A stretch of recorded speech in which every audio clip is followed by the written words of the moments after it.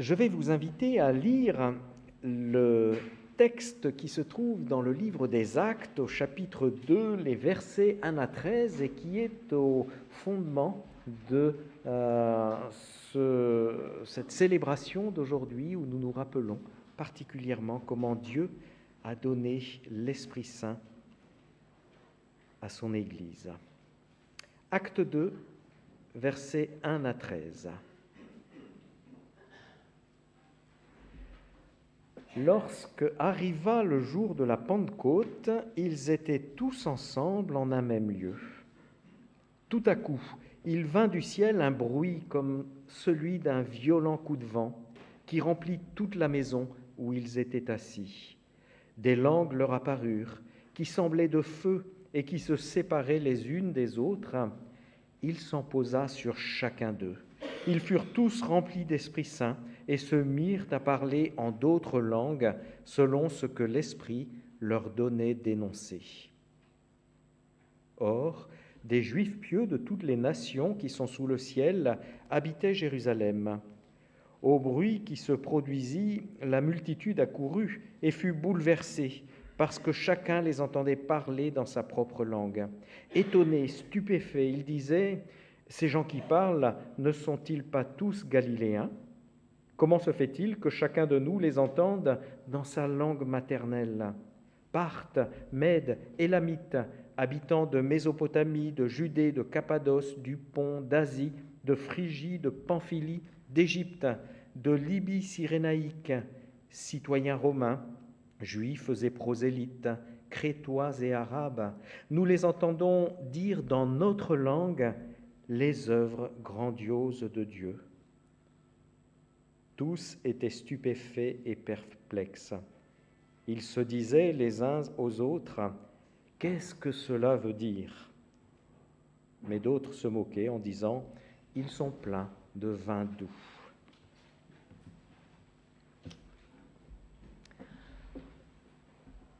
Qu'est-ce que cela veut dire ? La question est cocasse dans un texte qui parle de langue, de paroles énoncées sous l'impulsion de l'esprit, de paroles reçues même dans sa langue maternelle, et cependant il pose la question « Qu'est-ce que cela veut dire ?» Alors la question reste pertinente aujourd'hui, parce que à chaque fois qu'on parle de Saint-Esprit, autant en Église d'ailleurs que parmi les théologiens, le débat n'est pas loin. Les interprétations diffèrent. Le discours sur le Saint-Esprit peut quelquefois tenir de la cacophonie si on écoute les uns et les autres. Et on sait aujourd'hui utiliser aussi des expressions assez fleuries comme celles qui étaient données par certains des premiers témoins de cette scène. Alors, qu'est-ce que cela veut dire ? Bien modestement, ce matin, nous allons nous concentrer sur ces quelques versets et essayer donc d'en tirer quelques leçons pour notre vie, pour notre Église aussi. Tout d'abord, ça n'est pas sans intérêt de se rappeler que le Saint-Esprit apparaît au début des 2 livres écrits par Luc. Au début de l'Évangile, en Luc 3, les versets 21-22, il est dit que, comme une colombe, l'Esprit de Dieu descend sur Jésus alors qu'il vient de se faire baptiser, et qu'à ce moment-là, une voix se fait entendre du ciel « Tu es mon Fils bien-aimé, c'est en toi que j'ai pris plaisir. » Et puis voilà ici, au début maintenant du 2e livre écrit par Luc, le livre des Actes, tel cette fois-ci des langues de feu, l'Esprit descend et se pose sur chacun des disciples, et la parole sort de leur bouche.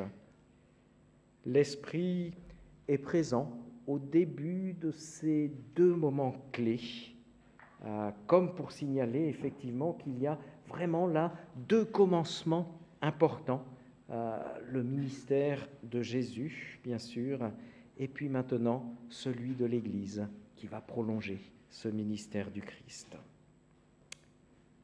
Donc voilà déjà deux moments importants qui sont marqués par la présence de l'Esprit Saint.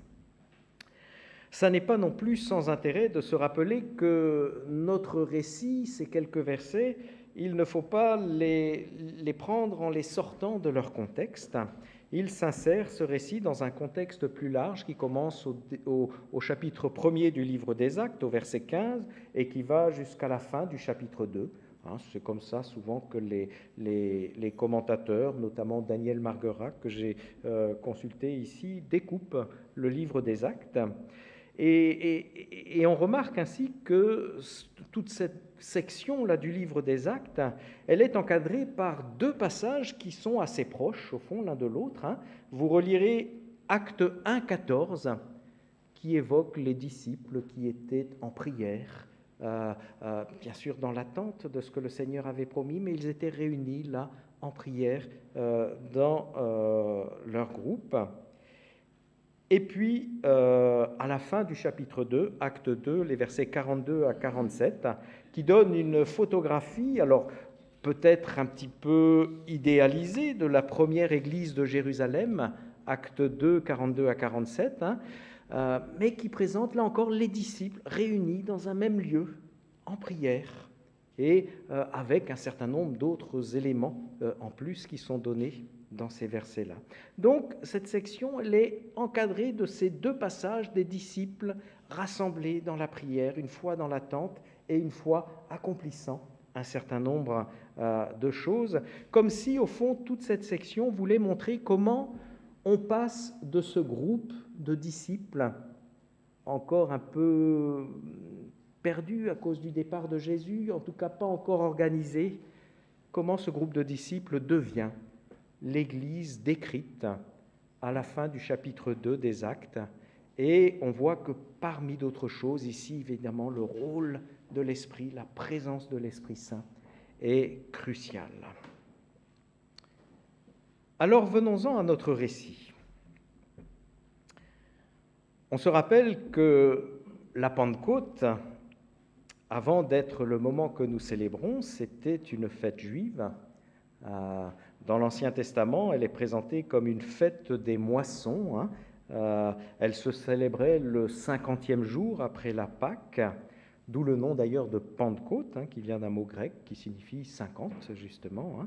Et on le trouve, ce mot, dans le livre du Lévitique, dans la traduction grecque de Lévitique 23, 16, qui parle justement du 50e jour après Pâques. Et donc, c'est une fête qui a ses origines dans la vie du peuple d'Israël. Et à l'époque du Nouveau Testament, la Pentecôte était devenue une occasion, en fait, de célébrer, de commémorer l'alliance et le don de la loi, lorsque Dieu était descendu sur la montagne du Sinaï. Cet événement, il est raconté dans le livre de l'Exode, au chapitre 19. Et donc, c'était ça qui avait vraiment pris le pas, parce que ceux qui habitaient Jérusalem, ils n'étaient plus forcément... c'était des citadins. Et donc, c'était ça qui avait vraiment pris le pas sur la célébration de la Pentecôte. On célébrait particulièrement le don de la loi au Sinaï. On célébrait particulièrement la conclusion de l'Alliance. Et un philosophe juif de l'époque de Jésus décrit cet événement du Sinaï d'une manière qui n'est pas sans rappeler ce que raconte notre récit à nous dans le livre des Actes des Apôtres. Il s'agit de Philon d'Alexandrie, et il dit la chose suivante. Il parle d'un souffle articulé en paroles et d'un feu en forme de flamme. Il décrit l'événement du Sinaï. Il relie l'événement de Dieu descendant sur le mont Sinaï. Un souffle articulé en paroles et d'un feu en forme de flamme. Et encore, il dit une voix retentissant du milieu du feu qui descendait du ciel, voix qui frappait de stupeur. Cette voix s'articulait dans le dialecte habituel aux auditeurs.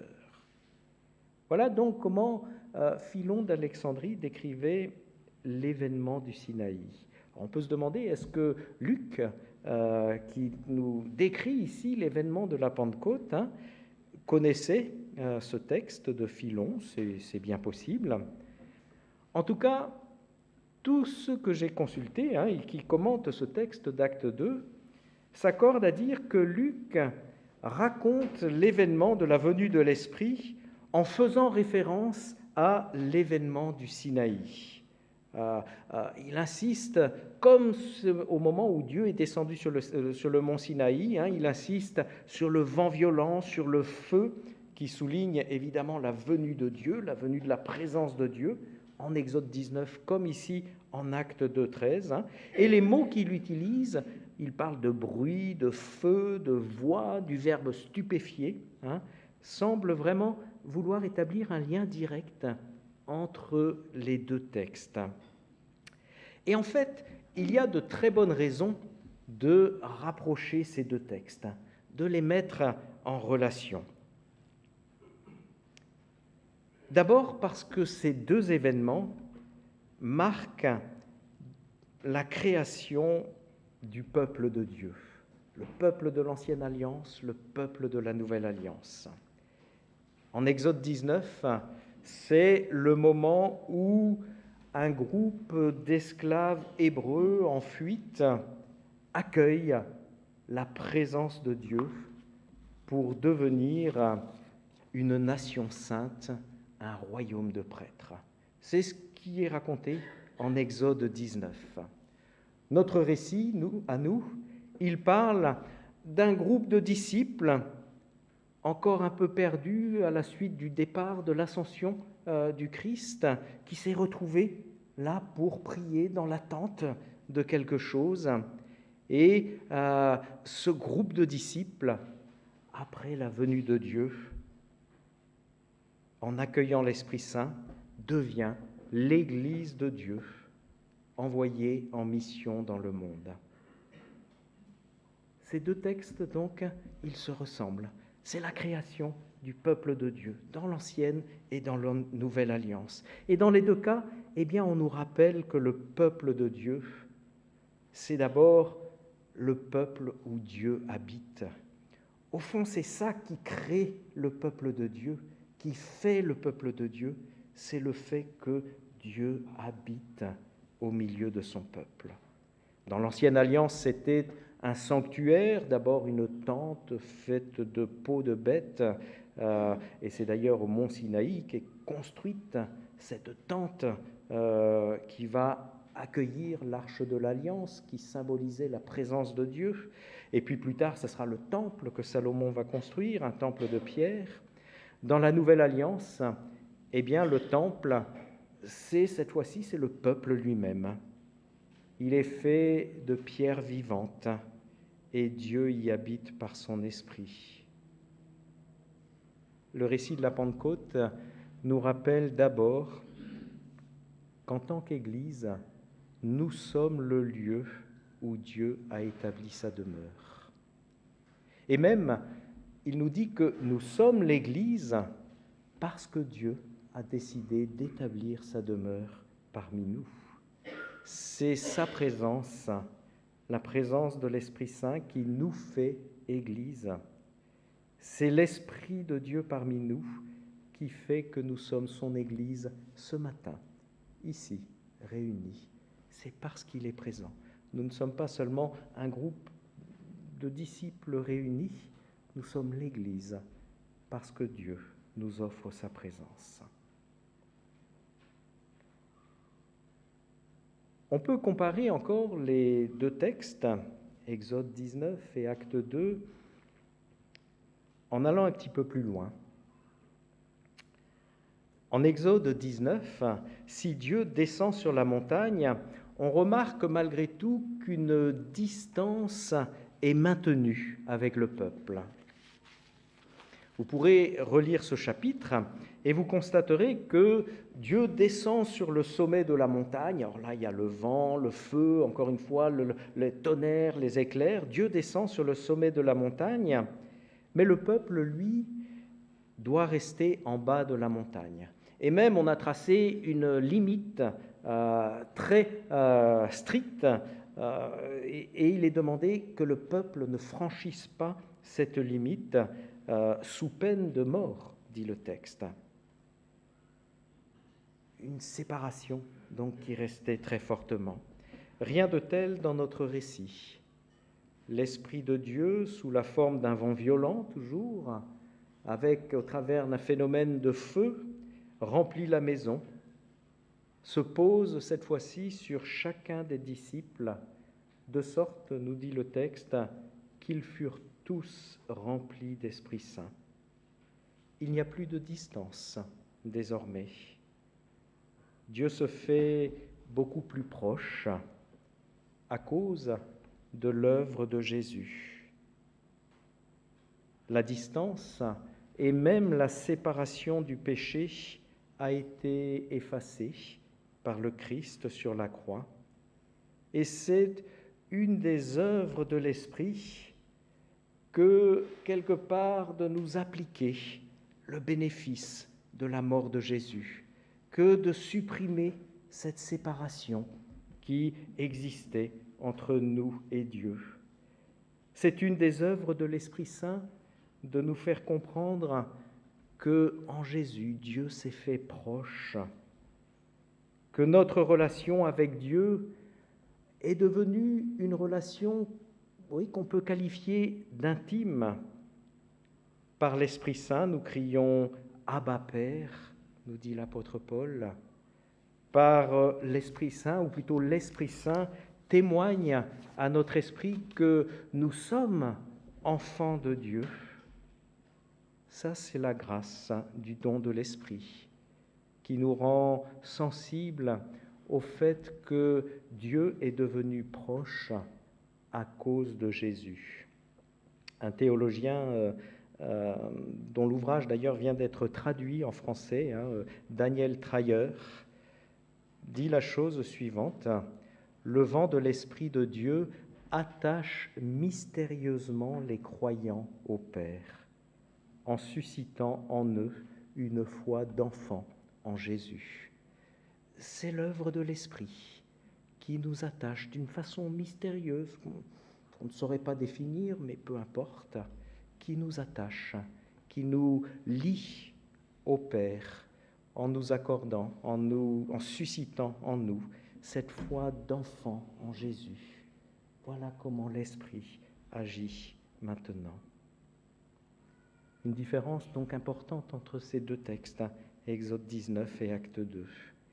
Et on peut encore voir une autre différence entre le récit du Sinaï et notre récit. En Exode 19, ce qui est donné, c'est une loi écrite sur des tables de pierre.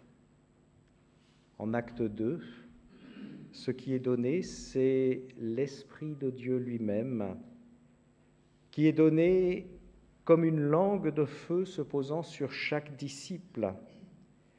Alors en grec, comme en français d'ailleurs, le mot langue, il évoque à la fois l'organe qui se trouve dans la bouche, mais aussi le langage, le dialecte, le langage qui exprime donc une parole. Et cette langue qui ce feu, telle une langue qui se pose sur chacun des disciples, eh bien, elle symbolise d'abord la parole de Dieu qui touche maintenant chaque disciple directement. La parole de Dieu n'est plus extérieure, écrite sur des tables de pierre, elle devient intérieure. Elle est écrite désormais sur le cœur même. Et ceci conformément à la prophétie de Jérémie, qui, en annonçant la nouvelle alliance, disait « Je mettrai ma loi au-dedans d'eux, je l'écrirai sur leur cœur, je serai leur Dieu, et eux, ils seront mon peuple. » Jérémie 31, 33. La grâce de l'Esprit, c'est aussi cela. L'Esprit qui, au dire même des paroles de Jésus, nous enseigne et nous rappelle les paroles de Jésus. L'Esprit qui nous conduit dans toute la vérité. C'est dans l'évangile de Jean qu'on trouve cela au chapitre 14 et au chapitre 16. On pourrait aussi dire l'Esprit qui plante en nous la parole de vie capable de nous sauver. Ça, c'est l'apôtre Jacques qui le dit en Jacques 1, 21. Tout ceci, donc, c'est l'œuvre de l'Esprit de Dieu. Il fait des disciples du Christ le peuple où Dieu habite. Il nous fait entrer dans cette relation intime, paternelle avec notre Créateur. Il nous transforme en écrivant la parole de vie sur notre cœur. Et ce faisant, eh bien, il fait de nous des témoins. Vous recevrez une puissance, le Saint-Esprit survenant sur vous, et vous serez mes témoins. Et c'est ça qui se passe là, en ce jour de la Pentecôte. Le Seigneur qui, par la venue de l'Esprit, transforme ce groupe de disciples en un peuple de témoins qui va maintenant aller porter le Christ ressuscité. C'est bien ce qui se passe ici. Le miracle du témoignage reçu. Le texte nous dit en effet qu'une langue semblable à du feu s'est posée sur chacun des disciples et, remplis de l'Esprit, eh bien, ils se sont mis à parler dans d'autres langues. Et le texte dit aussi à 2 reprises, d'ailleurs, au verset 6 et au verset 8, que chacun des auditeurs les entendait parler dans sa langue maternelle.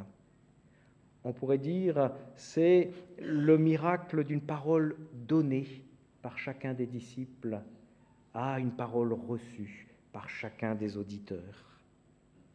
C'est aussi cela que suscite le Saint-Esprit. Je répandrai de mon esprit et ils parleront en prophètes, dit Pierre juste après cet épisode de la Pentecôte. Quand il explique à ses auditeurs ce qui passe, il s'appuie sur une prophétie de Joël et il dit « Dieu avait annoncé cela, je répandrai mon esprit et ils parleront en prophètes ». Parler en prophète, c'est-à-dire parler de la part de Dieu, c'est-à-dire délivrer une parole capable de toucher les cœurs, de transformer les vies, de sauver. C'est précisément ce que Pierre fait juste à la suite de cet épisode de la Pentecôte. Le texte nous dit qu'il prend la parole, qu'il explique ce qui se passe, qu'il prêche le Christ mort et ressuscité. Et le texte nous dit aussi que, parlant de la part de Dieu, donc parlant en prophète, sous l'inspiration de l'Esprit, eh bien, beaucoup eurent le cœur profondément bouleversé. La NBS traduit même littéralement le grec en disant « ils ont eu le cœur transpercé par cette parole, traversé par cette parole ». Et 3000 personnes se repentent ce jour-là, se font baptiser et sont ajoutées par Dieu à la communauté des croyants. Oui, c'est aussi cela, le miracle de la Pentecôte. L'évangile proclamé et l'évangile reçu grâce à l'Esprit qui œuvre dans les cœurs, autant de ceux qui annoncent cette parole en gravant la parole dans les cœurs et en faisant des témoins, autant dans le cœur de ceux qui reçoivent cette parole et qui sont bouleversés par cette parole. Alors nous sommes quelquefois, et moi le premier, bien timide pour partager l'Évangile. Le récit de la Pentecôte nous invite en fait à être audacieux parce qu'il nous rappelle que l'Esprit Saint a été donné pour être notre allié dans cette tâche du témoignage, pour faire que la parole gravée dans nos cœurs puisse sortir de notre bouche, mais pour faire aussi que celui qui est en face puisse la recevoir et en être touché. Alors peut-être que ce texte nous invite aussi à l'audace du témoignage, à savoir que puisque l'Esprit a été répandu, nous pouvons parler en prophète, pas faire des prophéties hasardeuses, mais parler vraiment de la part de Dieu, donner, transmettre ce message de la vie. Alors, qu'est-ce que cela veut dire ? Bien des choses se passent en ce jour de la Pentecôte. Dieu suscite son Église. Dieu se donne à connaître comme un Père tout proche. Sa parole de vie vient se graver dans les cœurs de ceux qui vont devenir ses témoins. Et par cette parole de vie qui vient s'écrire sur la vie de ces hommes et de ces femmes réunis, eh bien, ces hommes et ces femmes réunis, incertains de ce qui va se passer dans la suite, deviennent les témoins vivants que Dieu envoie pour partager la parole de l'Évangile. Il y a 2000 ans, Dieu a suscité son Église. Cette Église, elle est encore là aujourd'hui. Nous en sommes le témoignage, nous qui sommes ici réunis. Et il nous est fait la grâce, 2000 ans après, d'être un maillon dans cette chaîne pour que l'histoire se poursuive avec le secours de l'Esprit Saint, et ceci jusqu'au retour du Seigneur. Alors que ce texte de la Pentecôte, eh bien, soit pour nous une parole qui nous dise « Allons de l'avant, allons de l'avant ».